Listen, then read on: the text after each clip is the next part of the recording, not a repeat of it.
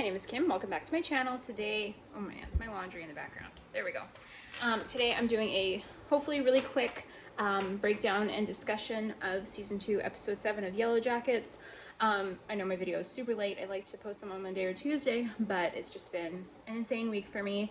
Mother's Day on Sunday, and so I didn't do much of anything that day, but I did get into a car accident that day, so it's just been a crazy few days. Anyways, let's talk about this episode. Now I have to say, Burial, this is one of my favorite episodes, I think, this season. A lot of people hated it. I've seen a lot of hate for it online, but I loved it. I thought it had so many secrets, theories revealed, things revealed, and I just thought it was great. Let me jump into it. I'm trying to keep this video a little bit shorter than I normally do. Okay, so the opening scene with that Nirvana song, like, man, if you really listen to the lyrics, especially if you watch with subtitles on, it was just the perfect song for that moment. Everyone is struggling after the birth of the baby and being buried under the snow.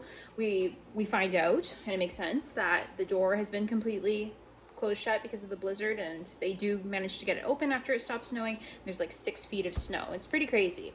Shauna goes out and buries the baby under some rocks because of course she can't dig a hole in the ground, so I'm very curious if something's going to happen with the baby. I mean, I hope we don't see the baby's body or anything, but I think maybe an animal might dig the baby up or something, and that's what they're all going after in the preview for the next episode. We'll have to find out. And yeah, it makes sense too why they haven't looked for Crystal. I've seen some speculation, like, why aren't they looking for Crystal? This is so weird. Because there's a crazy blizzard and they can't even open the door. Then we go to the adult timeline, and Nat seems totally sold on the whole intentional community that Lottie has. And honestly, she could be faking it, but I don't think so. I think that she has found her sense of purpose. Remember when she was in rehab in season 1, episode 1, and she said that coming back from the wilderness, she lost her sense of purpose. I think maybe she has found it in Lottie's community. We're also seeing the fallout from the stillbirth. Van, or like Ty, just looks devastated, and she's like, I really thought he was gonna make it. I mean, a lot of people have said this was like their last little bit of hope that they were holding on to, and it's gone. And it's just reminding them, like, death surrounds them and nature is unforgiving. Terrible things happen. And Van says, yeah, I just don't know. I think we're kidding ourselves. And I don't know why I'm still alive at this point. We also see the group of adults at Lottie's compound, and Lottie is asking everyone to pick therapy. So Shauna picks self-care, which ends up being caring for a goat, which seems weird, but it makes so much sense once we get to the end of the episode. Ty, I can't remember what hers was called, but her job was to paint like a fence with a mini paintbrush. I can't remember what the point of it was, but yeah. Van picks foraging, which she promptly abandons to forage for alcohol in her vehicle. And Misty picks guidance, which ends up being like this sensory deprivation tank, and it leads to a really cool scene, which I'll talk about in a couple of minutes. We also find out that like, they all thought Lottie had been in Switzerland all this time, and they're like, oh, so you're back from Switzerland? And she's like, what? It's been a decade since Switzerland. So it's so weird that, like, all of them had no idea what she was up to all this time, like, especially Misty. So something must have happened to really make her go off the deep end in the wilderness, and they thought maybe she would never recover from it, is my theory, or best guess. Ben is thinking about Paul again, and he is imagining, like, he still has this whole cabin slash Paul's apartment spliced together sort of visual going on in his head. And Paul gets a phone call, and he says, no, he's not ready. And I'm really curious what that means. It could be that Ben is not ready for death. I think it could also mean he's not ready to admit what a pickle they're in. Because remember, he is the only one who refused to eat Jackie. And so maybe what Paul is saying is he's not ready to do whatever it takes to survive, is my thought. Teen Misty overhears a couple of the girls talking about how they think it's weird that Misty isn't looking for Crystal, and they think that she had something to do with Crystal's death, which makes sense, you know, thinking of all the things that Misty did in season 1. It's funny. It's interesting to see this scene compared to season 1, where Misty overhears Van and someone else talking about how great she is and how they would be lost without her, basically, with all her first aid skills. And it's kind of juxtaposed with this scene a little bit in my head, because now they're talking smack, right? Like, they're not happy with things she's been doing, and it's really showing like the fall her character has had. There's also speculation. Melissa thinks that the Wilderness took the baby in exchange for something, and she and Jen are hoping that they find Crystal's body for food, and Misty is not happy about this, and she's like, no, we're gonna find Crystal. Another interesting thing is that Teen Lottie is talking to Ty, and she's like, you know, other Ty is not a bad thing. She just doesn't want to be repressed. So, interesting. Something else that stood out to me this episode was Misty hoarding food. So she's talking to Shauna. She escapes from the hole, like, before she gets into the sensory deprivation tank and goes to find Shauna, or anyone, but find Shauna. And she has food in her pockets, and she's like, oh yeah, I'm just keeping some food just in case they enforce calorie restrictions. My blood sugar can't take it. But to me, I feel like it's a trauma response from the Wilderness hoarding food like that. And it's one of the first times we've seen a Yellow Jacket have a weird relationship with food. We know Shauna loves to cook and is always grocery shopping and making, you know, dinners and stuff. But I've just found that interesting with Misty.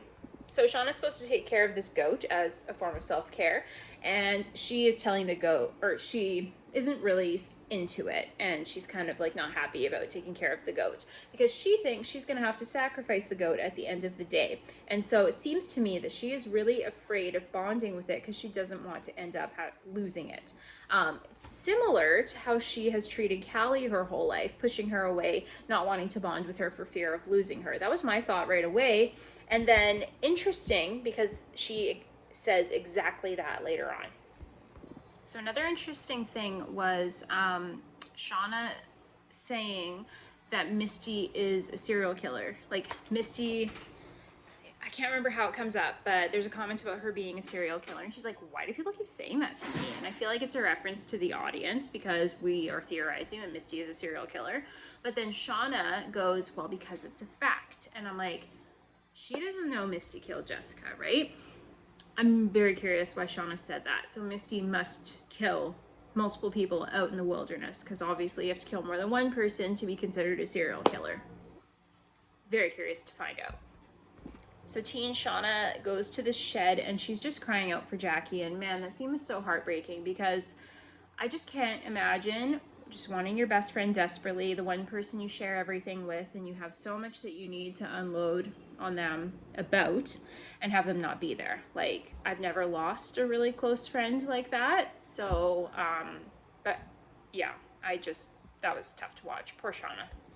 And then Shauna, a little bit later, she admits, like adult Shauna, that yeah, she has held Callie at a distance because she's afraid of losing her. And she says all this while she's holding the goat and crying, and it's just like, it's definitely a Shauna season.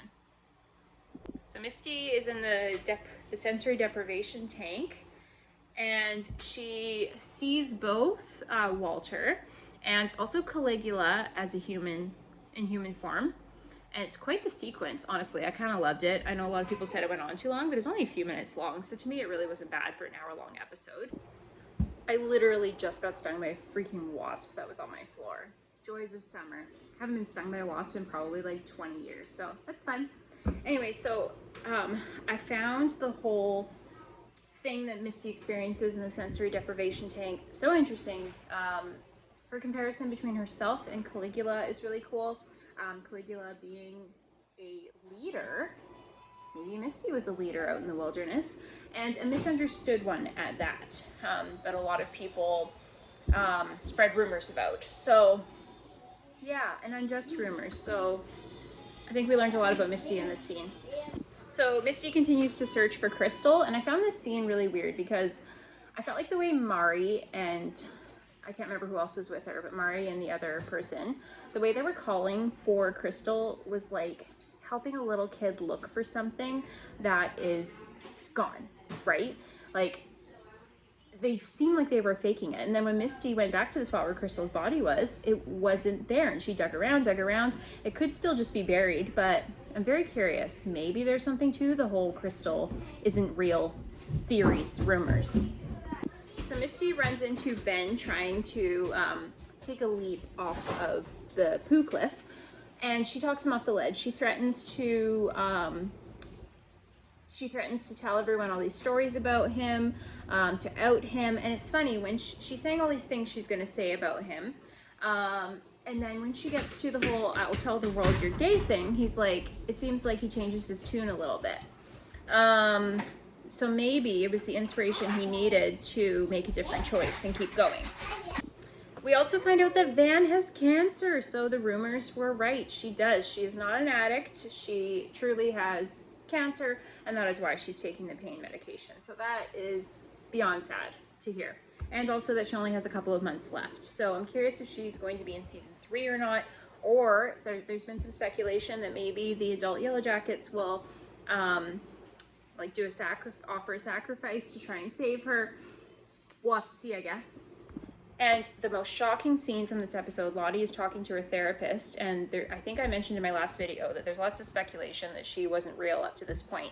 She used to wear really similar things to what Lottie was wearing during the sessions. She called her Lottie. She said weird things. We know that Lottie goes by Charlotte now as an adult.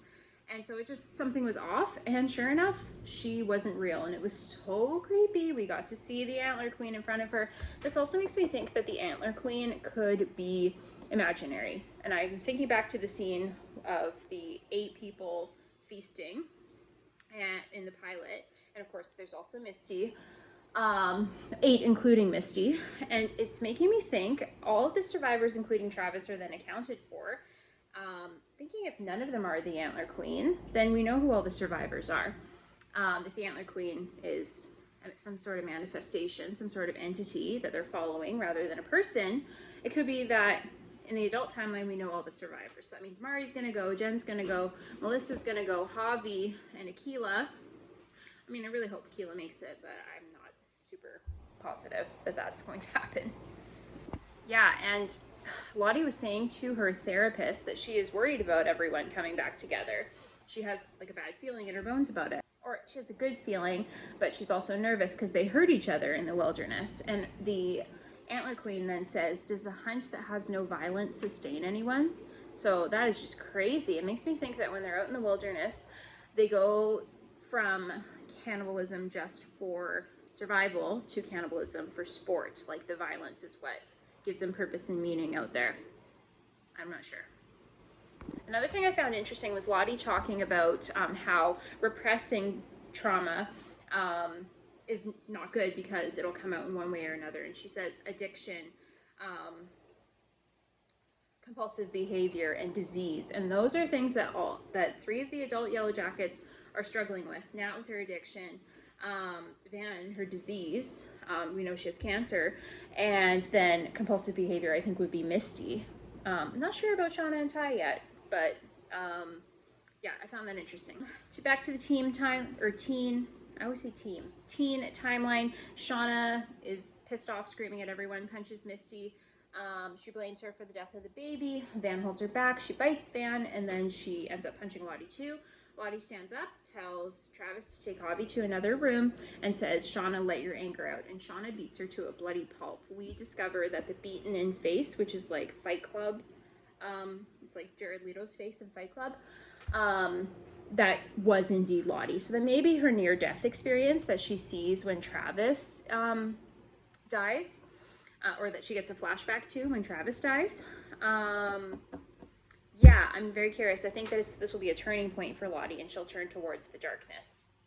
And lastly, so I think the purpose of that violence was to show that the group is okay, or they will allow violence to happen without intervening if they think it's good. It's for the sake of the group. Like Lottie was the sacrifice here for Shauna to get her anger out and regain her place in the group, her place of her purpose. They needed her, right? She's the butcher. And just, yeah. And then the last thing where the episode ends on is that Adam's body is discovered in the park. Last part to the whole burial theme. And Jeff calls Shauna and lets her know. So, sorry, I know that was pretty quick compared to my other videos. I'll try to do a more in-depth episode, or in-depth video on episode 8. Thanks for watching. I'll see you in next week's video, which is airing tomorrow night for me, and I'm so excited. We get to see that hunt scene finally. But anyways, thanks so much for watching.